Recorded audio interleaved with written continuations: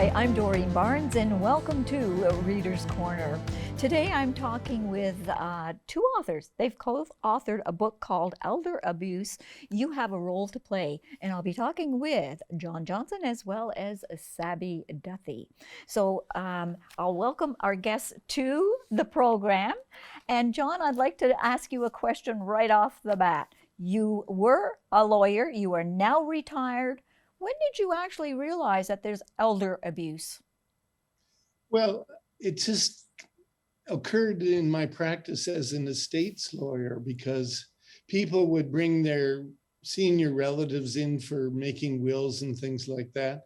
And the subject would come up about stories that were happening in the home, and they would tell me what they thought was happening. And that was about 20 years ago. But I just became really interested. No one else that I could tell was doing this kind of work. And I said, this is a good business decision, really, to learn all about it. And I always say, you got to become the guru. So I did. And I started to take on all of these cases. But what was happening was they're coming to tough endings. I was getting the cases after all the damage was done. Mm-hmm. People had been injured. People had been treated badly. Their money was gone, stolen almost invariably by members of their family. And so you had an interesting scenario where sometimes the real reason you were investigating the abuse is because the other people in the family were interested in preserving the estate. And so that meant that I always had a job to do, but I also found that it wasn't working unless I could get right at it at the beginning and figure out, well, how do I deal with these people? How do I deal with the people who are victims? And how do I deal with the abuser? Because that has to happen too. And so I just found that the easiest way to deal with it was just to have a discussion with the victim and the abuser.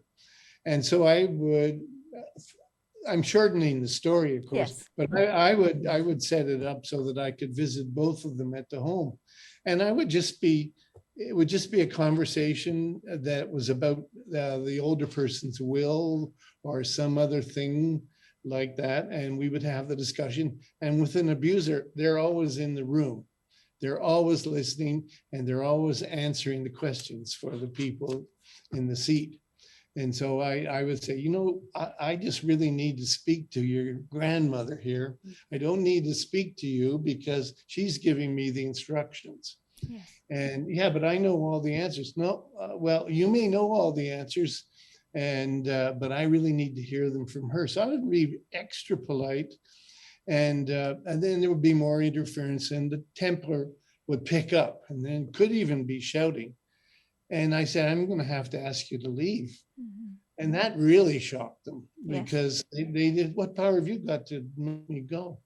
And I said, well, just for half an hour, I want to talk to your grandmother. You keep interrupting me. So he said, oh, all right. And so they go out, and sometimes you can hear them listening at the door. Yeah. And something's wrong. Mm-hmm. And what has to happen is that person has to go. So while the person is out of the room, I will ask the older person to say, what would you like to have happen here?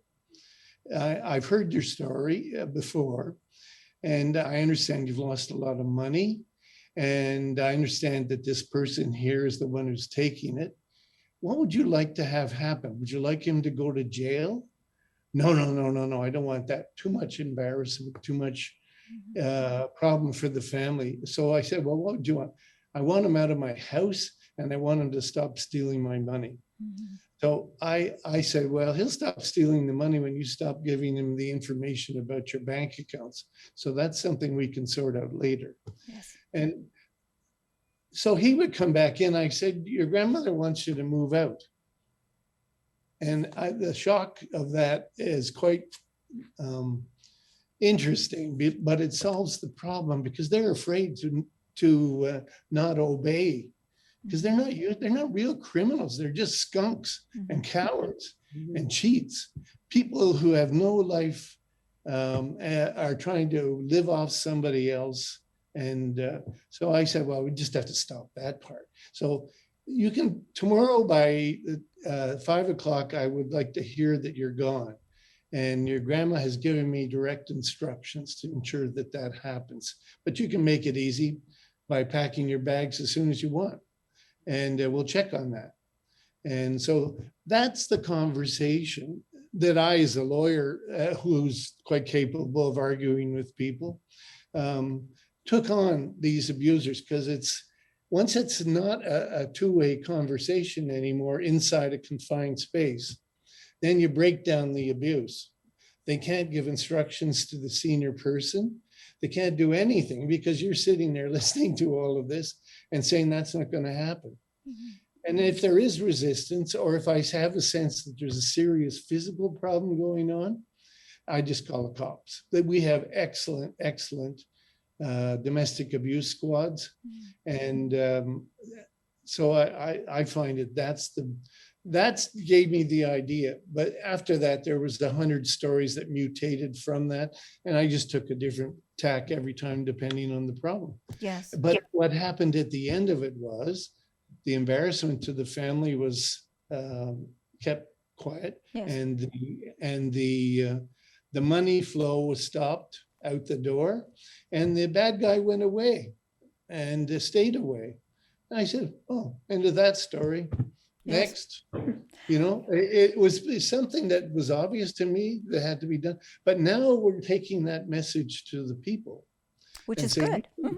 Yes. You can do this. This is family members can have an intervention, however you want to do it. Mm-hmm. And that's why we wrote the book. Which I think is fantastic. And yes, I wish it had been out there earlier.